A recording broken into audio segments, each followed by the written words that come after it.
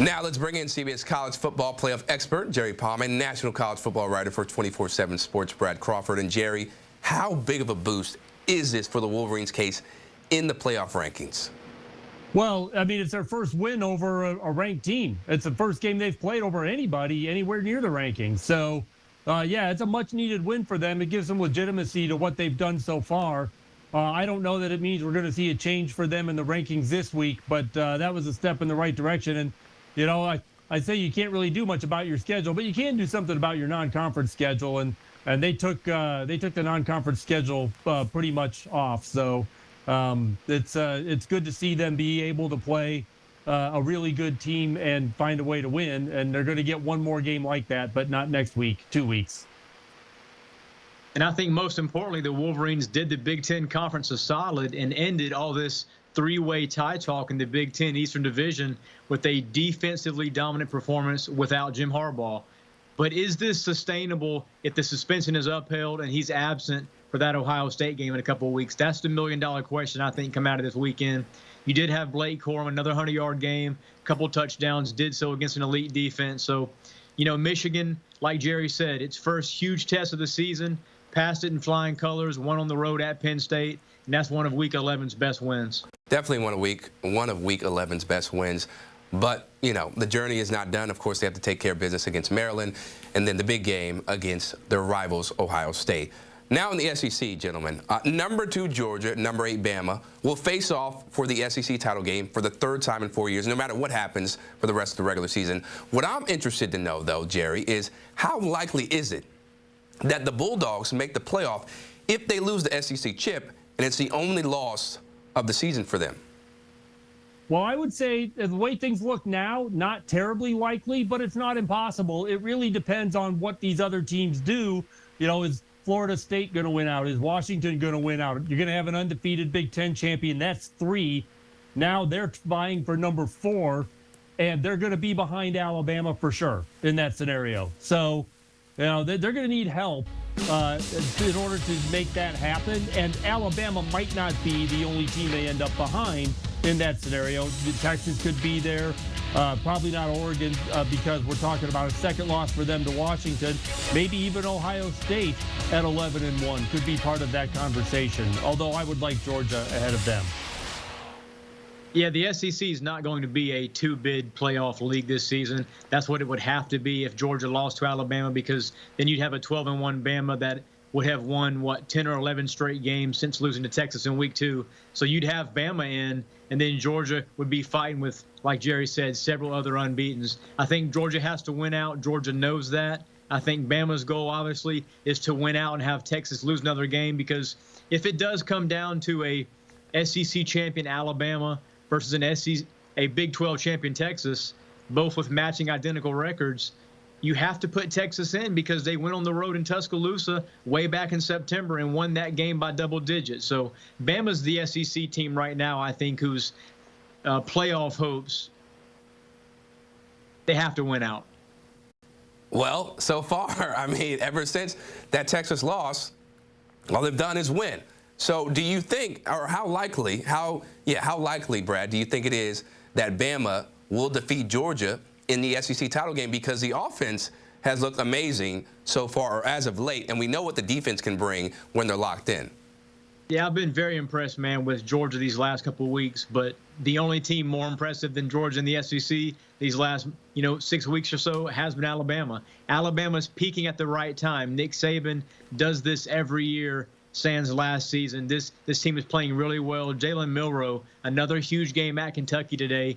And Georgia has not faced a quarterback as talented and athletic as Jalen Milroe. That's going to be a game where we've seen before, possibly a number 1 versus number 5 or so Bama team. So I know last week the committee had Bama number 8 in its rankings.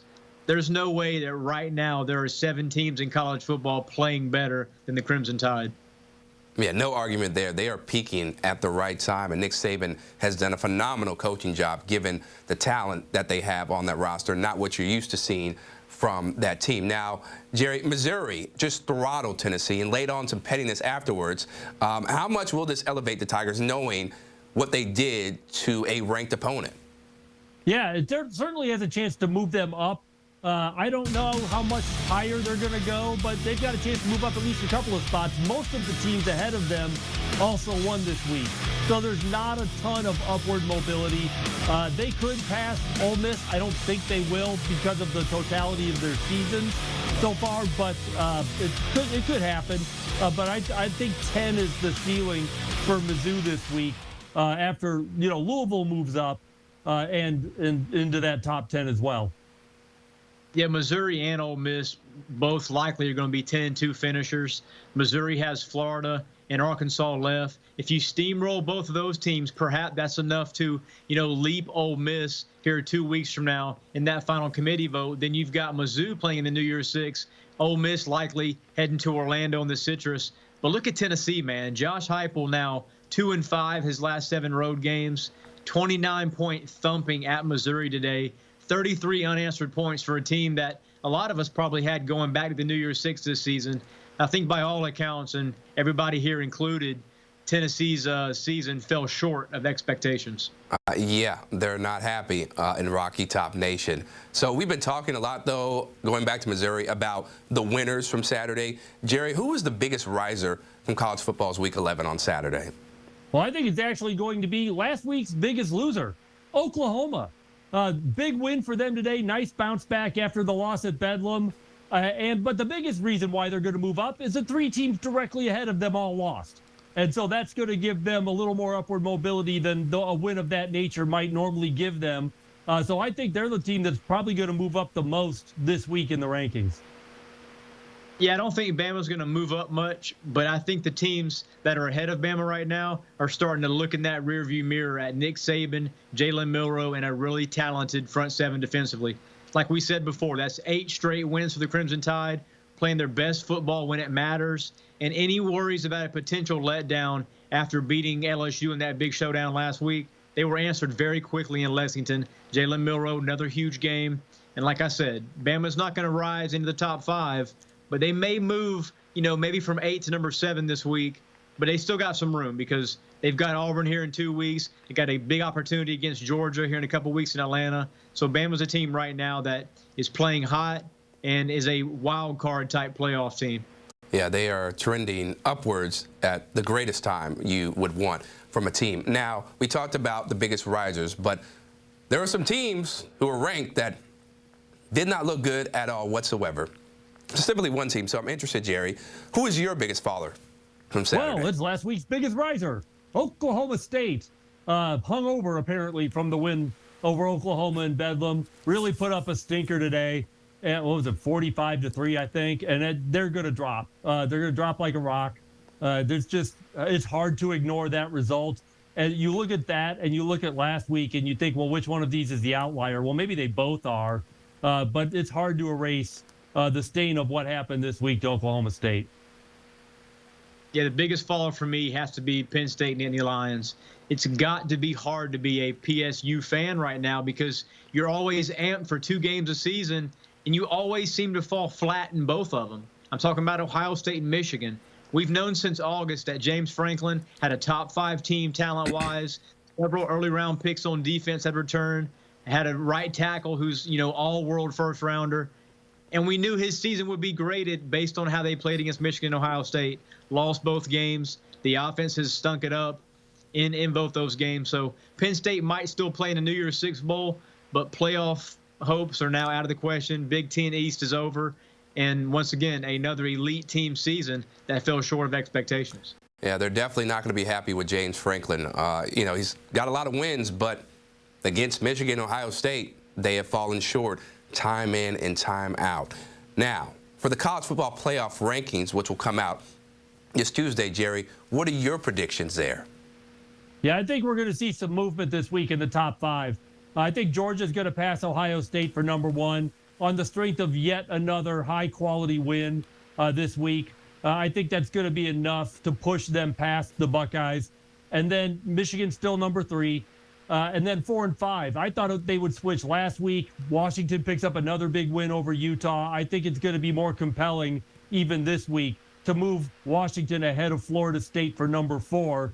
And I don't think you're going to see a lot of movement below that, except for, Ole Miss losing, Penn State losing. I think Ole Miss will just drop to 10, and that Louisville will move up to number 9. Yeah, I've got Georgia number 1 for the second straight week. I know the Bulldogs did not move into that top spot last week, but I'm going to keep beating the drum for Kirby Smart. You know, it's another ranked win over a top 10 Ole Miss team tonight. And then how good does last week's win over Missouri look now that the Tigers took Tennessee to the cleaners? So 2 back-to-back quality wins. That's what the committee looks for. Number 2, I've got Ohio State. 3, Michigan coming off that win at Penn State. Florida State and Washington are my 4 and 5 teams. And 6 through 10 is going to change a little bit. I've got Oregon at 6, Texas 7, Alabama, and then Louisville at 9, and Missouri over Ole Miss and Penn State at number 10. Yeah, I like that selection. Although, Jerry, I'm going to say, Ole Miss at 10 after getting thumped by, I don't know, I feel like they'll be a little bit lower, but you're Jerry Palm, so I'm going to let you have it. What I'm also going to let you have is tell us, what are your New Year's Six Bowl projections so far right now? Yeah, I've got no change from last week. In fact, they've been so stable this year. It's really remarkable. Oh, so number 1, Georgia. Number 2, Michigan. Number 3, Florida State. Number 4, Texas. And then you've got Oregon and Tulane in the Fiesta Bowl. You've got, Oregon's in the Cotton Bowl with Alabama, Washington and Tulane in the Fiesta Bowl. Ole Miss and Penn State in the Sugar Bowl. And then Ohio State, Louisville in the Orange Bowl. Louisville, the ACC rep. And those should be some really tantalizing games for everybody to watch on New Year's Eve. Jerry Palm, Brad Crawford, appreciate the time, gentlemen.